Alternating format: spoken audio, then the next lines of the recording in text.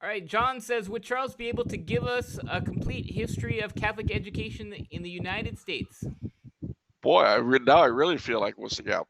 Well, Catholic education in the United States um, began, first and foremost, you got to bear in mind that public education in the United States was, as a rule, rather anti Catholic. It was religious in a generic Protestant way. So you had school prayer, which usually included the Lord's Prayer, but it was the Lord's Prayer in the Protestant version. For thine is the kingdom, and the power, and the glory. Um, and there would be a reading from the King James Bible. So, and then the history that they would teach was often very biased against the church and very Protestant. So, pretty early on, um, parishes attempted schools when they could. We're going back out of the 1830s and 40s. Successive plenary councils of the bishops of the United States in Baltimore made parish schools official policy, I think, in the 1850s. And once that happened, uh, various bishops began importing or founding orders of nuns. St. Elizabeth Ann Seton, who was an early convert, was also, I think, one of the first pioneers of Catholic education in the United States. Uh, and certainly the school, the Sisters of Loretto in Kentucky, there were a number of these that came over to or were founded here to teach children. Nathaniel Hawthorne's daughter, Rose Hawthorne Lathrop, founded an order of teaching nuns, and so it went. In the case of Los Angeles, Bishop Amat brought a group of nuns over from Spain, the Sisters of the Immaculate Heart. And the American branch remained subject to the Spanish branch until the 1920s.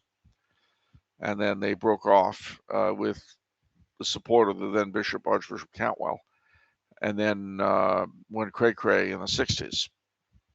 And then a group of them went sane, or stayed sane.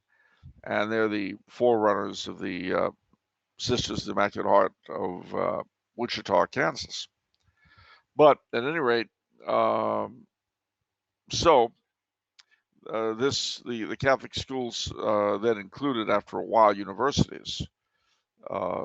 In the 1840s and 50s, they started out as seminaries, actually, but then we began to get universities, colleges, and then universities. Notre Dame, the Jesuits began founding their schools, and so forth.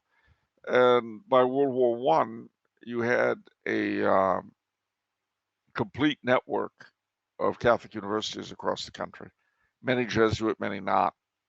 Uh, and then um, so things went up until World War II. It kept expanding.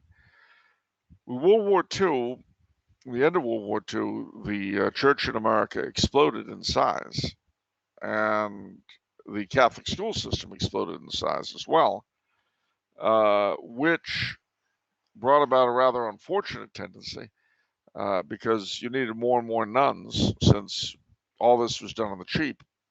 You needed more nuns to teach, and that meant putting the nuns out at greater numbers. And that, for many orders, meant diluting or attenuating their formation. So much so that in some places, including LA with the IHMs, you had novices teaching school. And, traditionally, only a professed nun was allowed to deal with that because it's a lot of work. You need to be spiritually mature to deal with annoying chillins. Um, so Vatican II came, and there was kind of a triple whammy, if you will, on religious life. The orders of nuns, for various reasons, especially the teaching orders, kind of semi-collapsed and began their long tailspin, which continues to this day. Well, that meant the Catholic elementary schools would have to hire lay teachers, but lay teachers have to be paid a living wage. And a lot of parishes couldn't afford that, so Catholic schools kept closing and closing and closing down to the present. At the same time, the Catholic element in catechesis, both in elementary, high schools, and CCD, went down the tubes. And it used to be a joke. The best thing you could do if you want to make your kid a non-Catholic is send them to Catholic schools. So that was through the 60s, 70s, 80s, 90s, even into the present. And in 1969, I think it was, the major American Catholic colleges and universities signed what was called the Land O'Lakes Agreement, which held that from now on, basically, they would not, these colleges and universities, the quote unquote Catholic ones, would not allow their Catholic identity to get in the way of academic freedom and blah, blah, blah. In other words, they would be just like secular colleges with a Catholic label, primarily for recruiting and fundraising purposes. So that's how Notre Dame and Georgetown and places like that became no better, in some ways worse, than the Ivy League, as far as the faith was concerned. But you had a reaction to this, and the reaction consisted of the formation by various private interests of alternative Catholic academies and alternative Catholic colleges,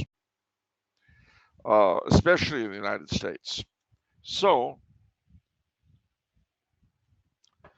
I mean, these came at different times in different places, and very often, you'd have alumni of a given alternative Catholic college get active in starting on alternative Catholic academies, and vice versa, because then the alternative Catholic academies would produce kids who want to go to such colleges.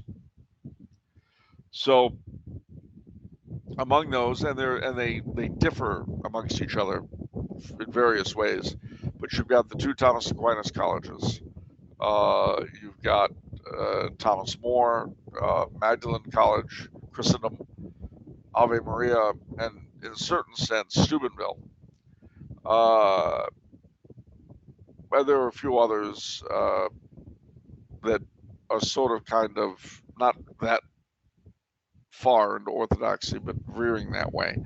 Benedictine College in Atchison, Kansas, and some others. Oh, Wyoming Catholic College, that's in the top tier.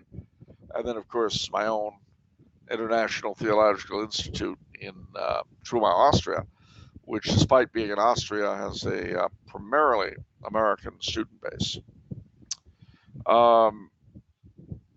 As over against that, you have the ever-growing network, not just of Catholic, but of quote-unquote conservative and classical academies, which are partly a response to the collapse of the Catholic school system, and partly a response to the collapse of public education entirely.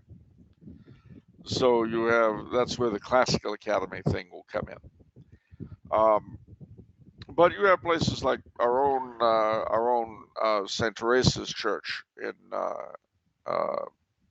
Alhambra have experimented with the academy system, because I guess what they've been doing wasn't working.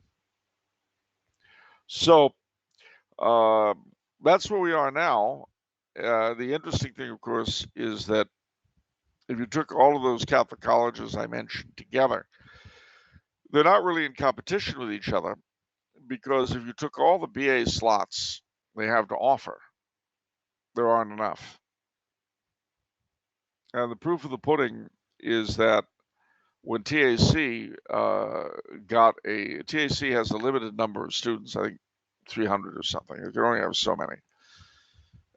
When they acquired their Eastern campus, which would hold just as many, it filled up immediately. There wasn't even a question. And I have no doubt that if they got a third or a fourth campus, or if any of the other colleges I mentioned expanded,